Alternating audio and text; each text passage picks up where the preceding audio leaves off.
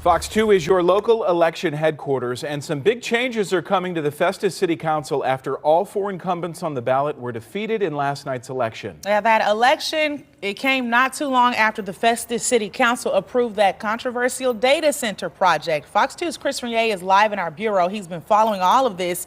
He's breaking down these results. Chris?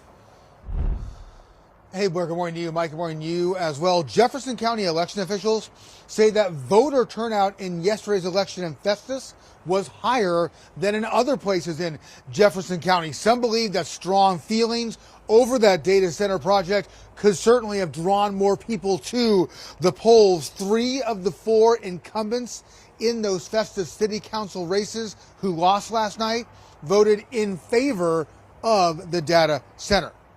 Bipartisan teams delivered jump drives with the vote totals in them to the Jefferson County Clerk's office last night in Hillsborough. The clerk telling us that those jump drives allow for votes to be added up more quickly than in the past with the counting by hand. We were in Festus yesterday as people there cast their ballots in what was a pretty closely watched election in that community. Many Festus residents spoke out against the data center in multiple meetings, although some did speak in favor of it. The council approving the project by a 6-2 vote back on March the 30th. The winners in the Festus City Council election races were Carl Weekly in Ward 1, Alan McCarthy in Ward 2. The Ward 3 winner was Dan Moore, and Rick Belleville won in Ward 4. The results are not official until the totals are certified. We spoke with the Jefferson County clerk about what happens now. It's the next couple days afterwards when we bring in our verification board, and that's when we do hand counting. Law states we have to do at least 5% of all of our polls. We have to do some hand counting. We usually do double or more if we think maybe there was, a bigger interest. And of course if there's within 0.5% of 1%.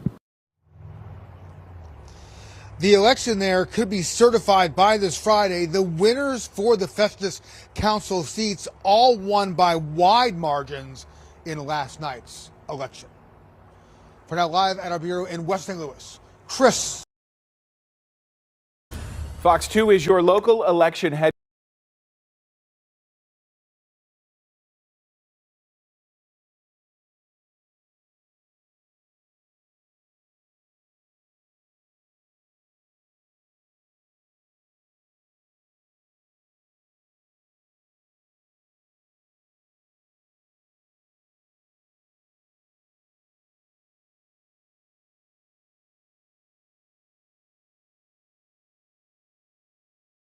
Inside the ex-humanoid planet.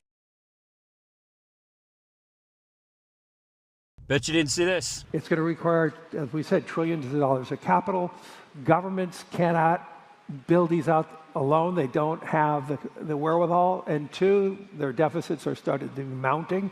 And we spend too little time talking about the U.S. deficits and other countries' deficits. So this is going to be the role of private sector. For those of you who don't know, that's Larry Fink, the CEO of BlackRock, talking about the biggest AI data centers that are being built in the United States. And much like the one in Utah, all of these data centers are being built without any approval by the public. Nobody's even asking. They're just doing it. But before I get ahead of myself, let me just tell you about the one in Utah. Watch this. So, Utah has approved a data center so massive, it's going to be more than twice the size of Manhattan. It's being built in the empty desert of northwestern Utah, near Snowville, close to the Idaho border. The project is called the Stratus Data Center, and it's being pushed by Kevin O'Leary from Shark Tank. And the power demand is even crazier. The site could eventually need up to 3 gigawatts of electricity, roughly the output of multiple nuclear reactors. Environmental groups warn it could raise Utah's planet heating pollution by nearly 50%. Estimates suggest the project's power systems could consume up to 16.6 billion gallons of water per year. That's enough water to fill around 25,000 Olympic swimming pools, all in one of the driest states in America. Yeah, let me just give you some more comparisons to how big this thing is. This thing is the size of San Francisco. It's 80 times the size of Disneyland. It's bigger than all of Disney World. Disney World is about 43 square miles. This one's going to be about 62 square miles. It's the size of Paris. If you were to put together 15 million suburban house lots, it would still be bigger. It's the same size as if you were to drive from Los Angeles to Central Texas. It's as big as 30,000 football fields. Now, to put that in perspective, let's pretend this little person is you. This is 100 football fields. This is 1,000 football fields. This is 10,000 football fields. And this is 30,000 football fields.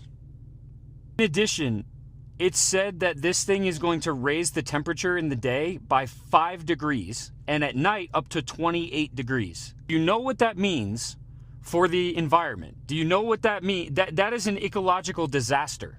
But Mr. Wonderful, according to Oxfam, of the world's 85 richest people is equal to the 3.5 billion poorest people. It's fantastic. And this is a great thing because it inspires everybody, gets the motivation to look up to the 1% and say, I want to become one of those people. I'm going to fight hard to get up to the top. This is fantastic news, and of course I applaud it. What can be wrong with this? Really? It's a celebratory stat. I'm very excited about it. I'm wonderful to see it happen. who's backing this project, swears that Utah needs it and wants it.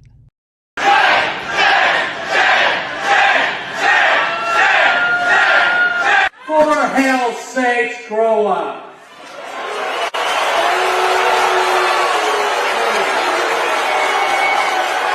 Be quiet, can you be quiet and let our citizens hear what needs to be said, please?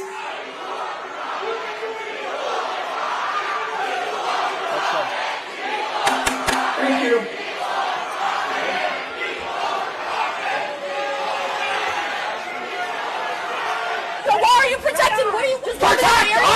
A very emotionally charged meeting as Box Elder County Commissioners moved to approve the Stratos project. That started with a protest outside before the meeting and then standing room only inside the huge exhibit hall. And after multiple interruptions, they decided to move into a smaller room and then broadcast it out to Zoom, which of course upset a lot of people. The commissioners say because land in Box Elder County is not zoned at all, that they really didn't have any way to stop this, and that by approving it now, they were able to get some concessions that were made by the developer. We certainly wish that we would have been brought to the table sooner, but the situation is where it's at, and the situation, in order for us to protect our county where we were at, needed to happen the way it did today.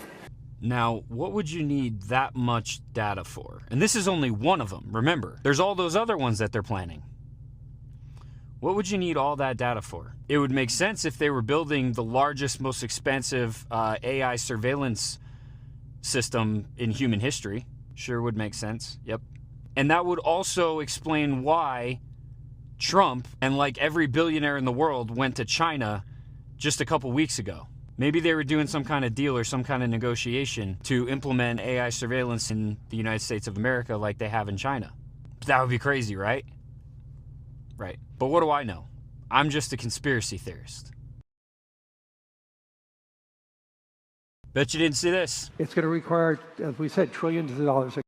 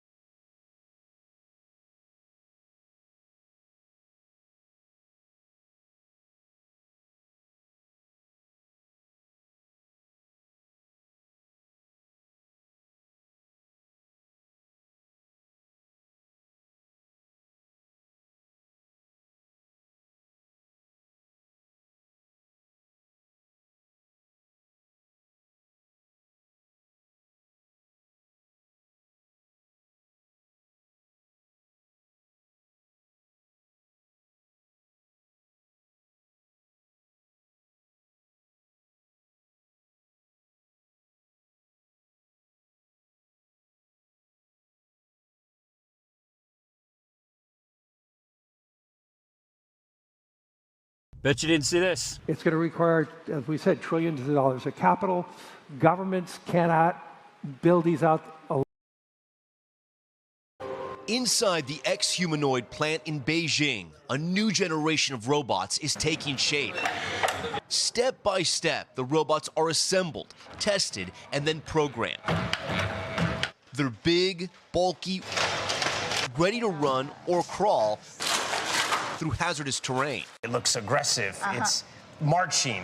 Should it be seen as something that is going to be maybe part of your military one day?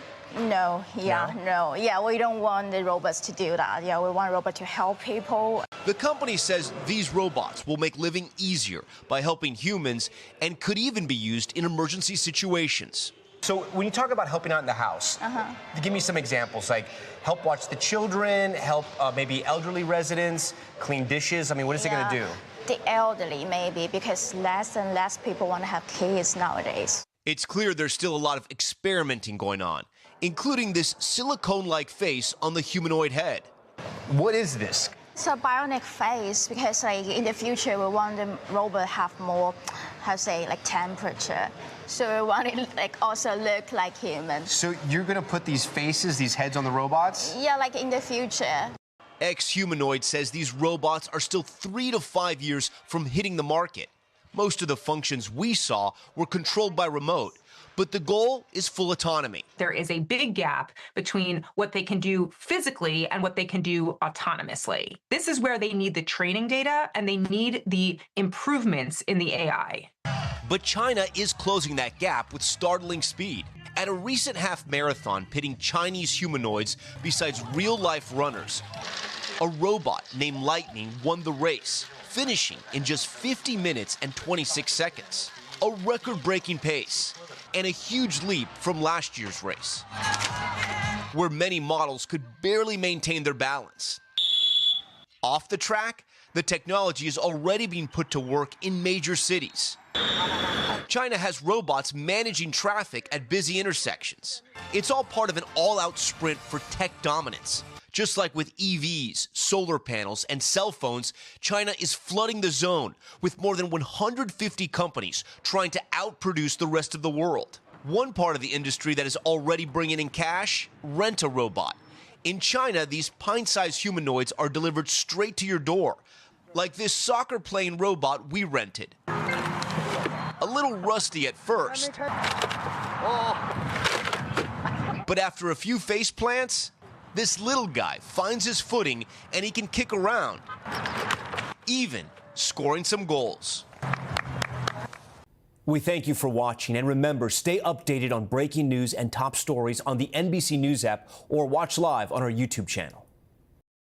Inside the ex-humanoid plant in Beijing, Inside the ex-humanoid plant in Beijing,